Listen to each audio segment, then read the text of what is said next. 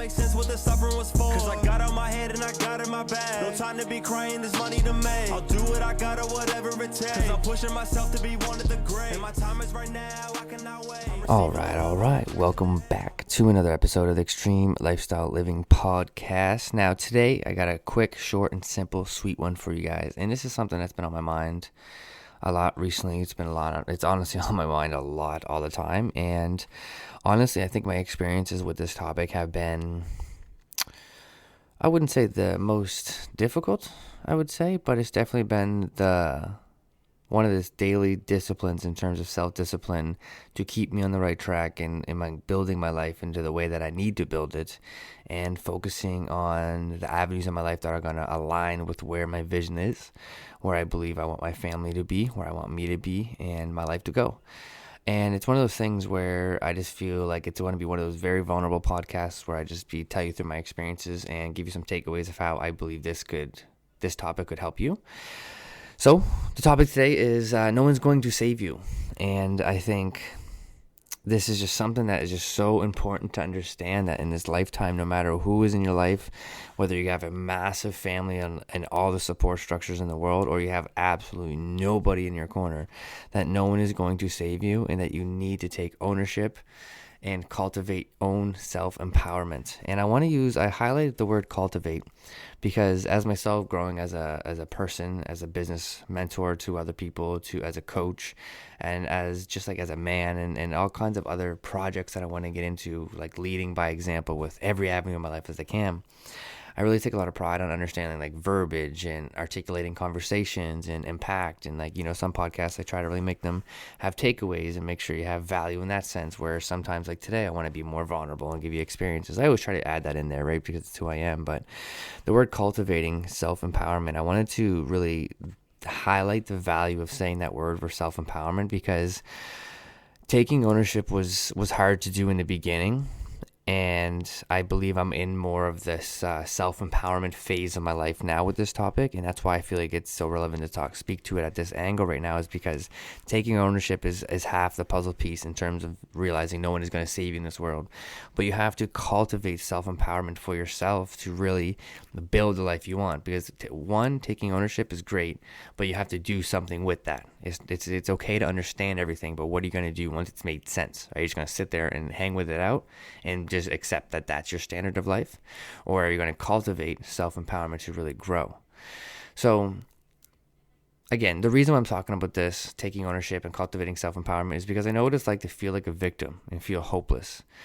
So being where I am today, I want every single person that I come across with, if they can even think on even a pigment of their imagination that they can have more out of life, then I want them to know that they can. And here's how I did it through my experiences. So we're going to talk about taking ownership and responsibility first, because that's ultimately how you can build a good foundation on it to bring and cultivate self-empowerment. And then we're going to talk about how that leads into empowering yourself and what life you can build after that, right? So emphasizing the importance of taking ownership, this is more of like what your life is. Like my past was my past, and responsibility for my own life is my own life. So my past in terms of taking ownership is like, I didn't grow up with my mother. I didn't grow up with a father figure. I wasn't fortunate enough to grow up in the same household as my brothers as I wanted to. There was some past about the car accident. I was in a car accident. I have to live with the pain and adversities. And the reason why I want to highlight taking ownership over responsibility is because ownership is just taking over the things, in my opinion, from my experiences, is the inevitable aspects of your life. So you have to take ownership over them. Like, I did not grow up with my mother. I just have to own up to that and embrace the emotions of what that is to me. I am in a bracket because of that, but that's no different than a bracket of having a good parents. That's still a bracket. It's just not looked at in the terms of negativity. Whereas coming up, living your life with no mom, dad, or brothers, or in a foster care, you're looked at in a different way. But everyone's looked at in a different way, which is all in the same way. It's just different conversations. Everyone has their good and bad situations, but I had to take ownership over these things. Same with a car accident. I have to go to the chiropractor once a month.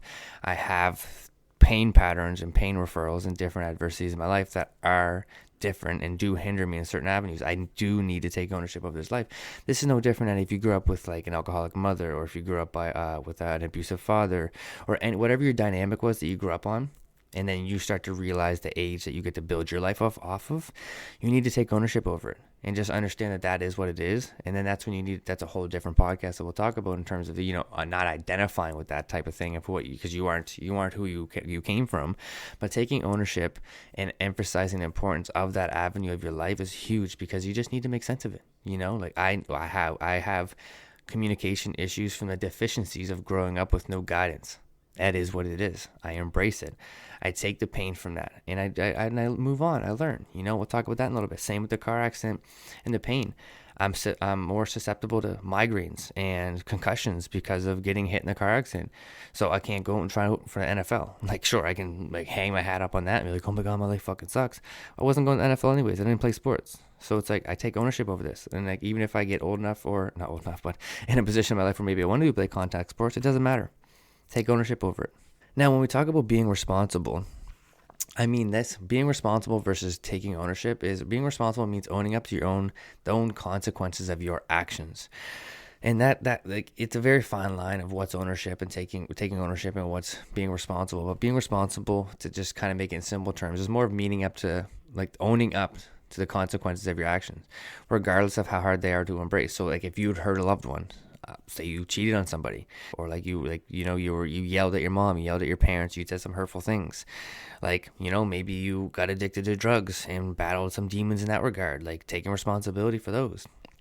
Maybe, and this is personally, like victim mentality, blaming the world for everybody else and your own problems. Like, take responsibility. That's one of the ones that can blend into taking ownership, but nonetheless, it's taking responsibility, right? And the heartaches that you've caused through destructions, like when you're trying to search and find your life, having those reactions in the household of like, sometimes you're yelling at your parents, sometimes you're like being petty to your friends, sometimes you're just being rude and doing things. But regardless of being responsible, taking responsibility of your actions is just making sure that you understand what your part in each role is, So you need to start taking responsibility and understand that mistakes and setbacks are opportunities for growth and learning. You can't shy away from these. Look at these as opportunities to study and review to become better for the next round, whether it's a relationship, whether it's seeing your mother again, whether it's going back to work and seeing the same crowd, or whatever it is that you need to like take responsibility for in terms of like, whatever you caused, let's say a ripple, a little bit of an issue with, like, just take responsibility over it, right? Because it's regardless of how difficult your past was, or regardless of what you need to take responsibility for, you got to realize that you can shape a better future by just simply being proactive with them. That's why it's important to understand the mistakes and setbacks as opportunities for growth and learning. So you got to take responsibility and take ownership over everything. Dissect every memory you have and review it. Learn, assess for you to make sense of these things so you know how to empower yourself. Because once you start to make sense of things, like, and say conversations where you say, oh, I know where I was wrong in this conversation. That's why I emotionally blew up and yelled. So then that's how you can start to empower yourself to articulate yourself in a conversation and be better. Same thing with like any other thing. Prime example, growing up a certain way. Maybe you didn't have a strong father figure or mother figure to guide you, to teach you how to do certain ways of your life. So now you can start taking ownership that you're going to be more maybe an emotionally aroused to certain comments because you are deficient in certain areas of your life. Now that you've taken ownership, taken responsibility for the certain avenues of that, you can now start and begin to empower yourself. So I know I make it sound easy and we have a quick conversation about it, but this is why I talk about my experiences. And these are things I've dealt with. I've dealt with them. I still deal with them. And I think like I said, the hardest thing about understanding all of these things, and like I said, I know I'm making it simple, is like it's taking it and putting into action to start to empower yourself. So how do we do this? How do we take responsibility, take ownership, and then take these emotions and embrace them and then start to empower ourselves? Here's how. You do the things that make you feel your best. This is how you start to become empowered. And you have to hit the gym, whether it is getting a coach or a trainer or something, but it doesn't have to be the gym in terms of sense of lifting weights. You just have to make fitness a non-negotiable. This is a must, because if you don't have a fitness goal, you're truly lost. Like, legitimately, you're lost. Like, I don't care what it is, even if it's like ultimate frisbee, if you're like, I joke and say playing tennis, but like literally the best way to start empowering yourself and taking responsibility and ownership is having some type of physical goal to just be a little bit uncomfortable. Just a little bit. Just a little bit, because you have to understand the mind is what we're talking about right now. Taking responsibility, taking ownership, and empowering ourselves. But if you lead by example with your physicality, your mind has to follow. It's the easiest way to set yourself up for success. Another way is reading books that resonate with you and what you're struggling with. And don't be a baby, and this is the whole conversation, don't be a baby and shy away from your emotions. That's why you got to take ownership and take responsibility for the actions after taking ownership. Is that find books that resonate with you. 3 books that I've read that really changed my life was I've read books like Ego is the Enemy by Ryan Holiday that really showed me like where my ego was, where I was prideful, where I like emotionally got aroused in certain conversations I shouldn't have been, speaking back to. Extreme Ownership by Jocko Willink. That was a great one where it really broke down to like no matter what percentage of fault you were at, even 1%, there's still ownership and responsibility you take over any situation. And that's why I love to say to certain people, like, and a lot of my clients know this too, is like, if someone comes up and punches me in my face, I'll try to find a way, like even if it's at random, like I'll just try to find a way to make that my fault, and not in a negative way, but just to take ownership, because then I could take responsibility of that in some sense, in some degree, to make sure I can prevent it that much further from happening before or in the future.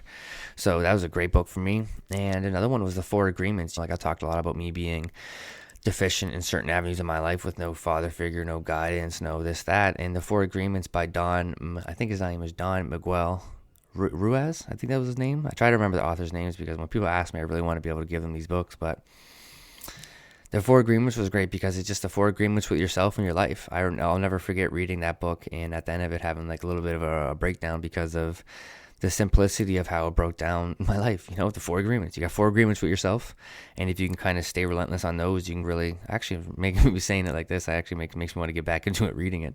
But the 4 agreements was great because it set like the standard of foundations for myself and my boundaries and things. And for some reason, I just want to say it resonated a lot with my grandfather, and it made me realize I did have a little bit of guidance in my life.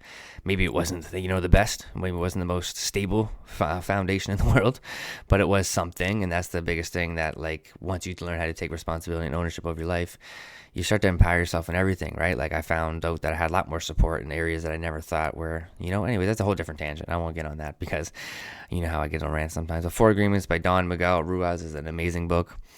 And once you like start getting into different avenues, like reading your books, getting a fitness goal or some type of like uncomfortable goal in that regard, you start to empower yourself by setting goals. You got to start developing positive habits that align with who you're becoming, and seeking personal growth. You got to actually want it, and then that's how you take all of the negative energy and emotions that you are embracing from the past and taking ownership and responsibility, and you set them into these goals and you attack them relentlessly. And I'm telling you right now, like, that's why some people say to me in the gym, like, oh, like before, like, now that I'm just not now that I'm anything more than I'm not, but now that I'm just kind of like, I'm not saying I'm on a pedestal in some senses, but like some people have really been just like hyping me up and I've really been enjoying it. And I never ever want to say I'm on a pedestal or anything like that. But like, some people just like have been really just saying like how, like they see how well I'm doing. And, as you can tell me even explaining it, I can't take compliments too well, but like, I just truly from the bottom of my heart to the top, like when I'm in the gym, like, and see, I'm just rambling right now. Cause like a lot of people have been really going out of their way to tell me that I'm doing well and that they're appreciative for my support and my positive energy. And the reason why I'm highlighting this right now is because what I was trying to say is in the gym, like when people used to say they're like, you look like you're just so mean sometimes. And that was because I was taking all of my negative energy and my negative emotions and putting them into the gym. Like I said, to do the best way to empower yourself is to have a physical goal. So I was in the gym, but I was trying to remember why I was in the gym. So I was in there mad, pissed, like, upset, really building my life. And now that's why I was just kind of rambling, saying how people are putting me on this a little bit. I feel like they're putting me on this pedestal because I don't ever want anyone to talk up to me, like, and a lot of people say inspire them, make them feel better about their lives and all these different avenues. But the biggest thing that I'm trying to get around is that if I can do this, all that you can too. The only difference between me and you is, maybe I just never gave up. Maybe I just took an extra few days more, And the reason I'm saying all that is because everything I said in this episode, if you do this every single fucking day, you'll be amazed at what your life can look like and where you'll be at when you look up. And that's all I got for my rant today. I really don't want to keep ranting on because I really do appreciate every single person that listens to this podcast and appreciates any and everything that I do for anything, because I'm just really here trying to lead by example. I mean everything I say when I said I've been through it, and I really want anyone at 1% to feel better about it. So remember, no one is going to save you, but by understanding that taking ownership and taking responsibility, you can take these and cultivate an enormous amount of self-empowerment, and then you will have an enormous amount of power to create the life that you desire. I'll see you in the next episode. Let's get it. Who's on my side? I don't know anymore. Cause it's more than a battle, we going to war. And losing again, I just cannot afford. I think it's my time to go even the score. What you see on the surface attached to my core. I'm stacking my paper but feeling for more. One hell of a ride, but I'm staying on board. And now it makes sense what the suffering was for. Cause I got out my head and I got in my bag. No time to be crying, there's money to make. I'll do what I gotta, whatever it takes. Cause I'm pushing myself to be one of the great. And my time is right now, I cannot wait. I'm receiving the love and rejecting the